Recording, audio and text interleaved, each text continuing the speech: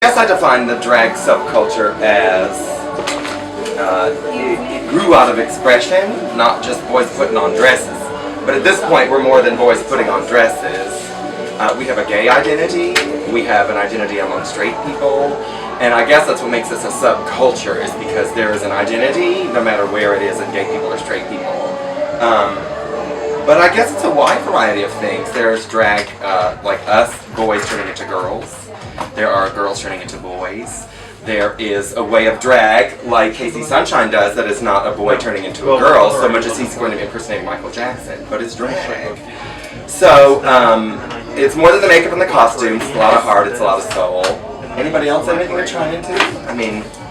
I think it becomes a part of your personality after a certain time. It just becomes a second character, a second nature to you, if you will, I guess.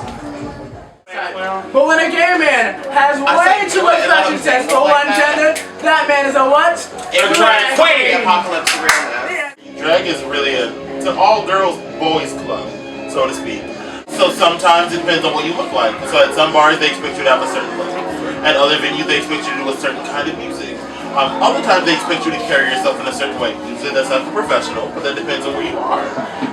And in some places like this, where there's a lot of competing big personalities, one of those unwritten rules is that sometimes those people that might be a little bit more reserved, that might need to step a little bit further outside themselves to not get swallowed up by what happens.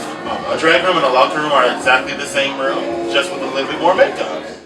This moment is being brought to you by Sickening Drag Queens here at Skivvy's Bar in Topeka.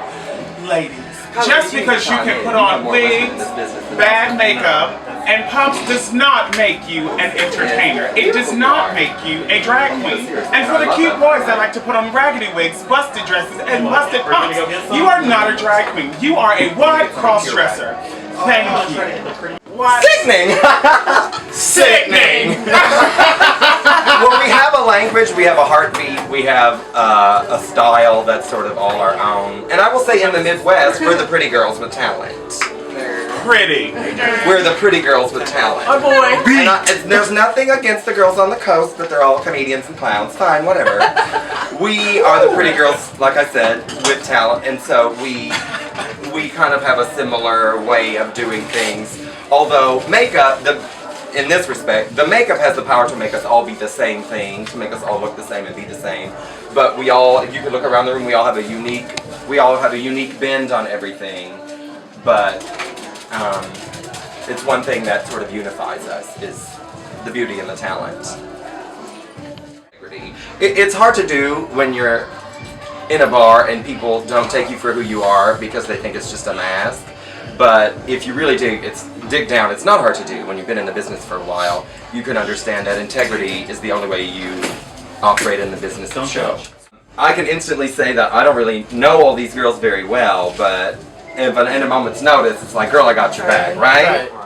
Well, glamour and of course costumes and makeup and everything. But I think the overarching tradition is basically fantasy, human fantasy. Come on in, girls. I think the biggest tradition that we can all connect with is fantasy. It's something above and beyond that we don't live in everyday life. But we use lots of makeup, you can see, look at all the makeup there. And real girls like you use a lot of makeup. Well, duct tape is a good thing. Not every queen uses duct tape. I don't use it on Big Mike down there, but I use it on my face. I don't. Say that a hierarchy in the subculture of drag could be pageantry, like tonight. We're celebrating Kansas Entertainer of the Year. I happen to be Missouri Entertainer of the Year, so. We have our own, like Tajma said before, our own language, our own isms, and a part of that is a term that we call a lot of shade. But before you can get to shade, you must first have reading. And reading is taking a flaw or something on someone or about someone and making it overdrawn and super, super big. And shade... Reading can be taken as fundamental and joking. Shading is a little more spiteful, if you will, and it's shady. Shade is like, I don't have to tell you you're ugly because you already know. You know, that's shade. Yeah. Not you, Alessandra. Not you!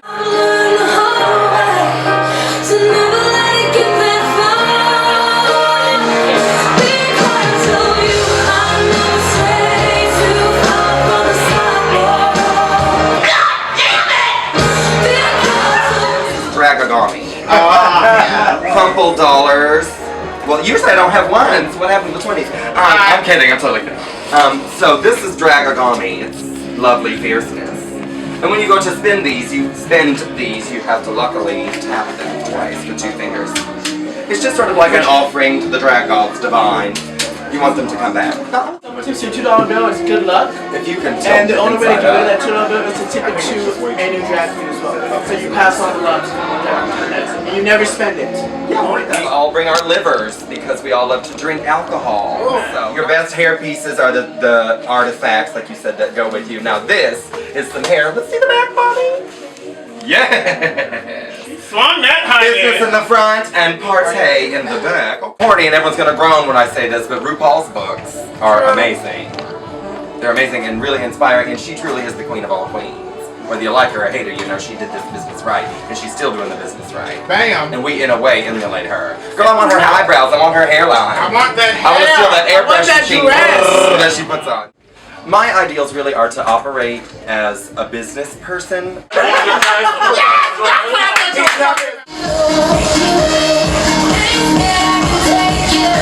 gonna get real dirty tonight, cause that's how she roll.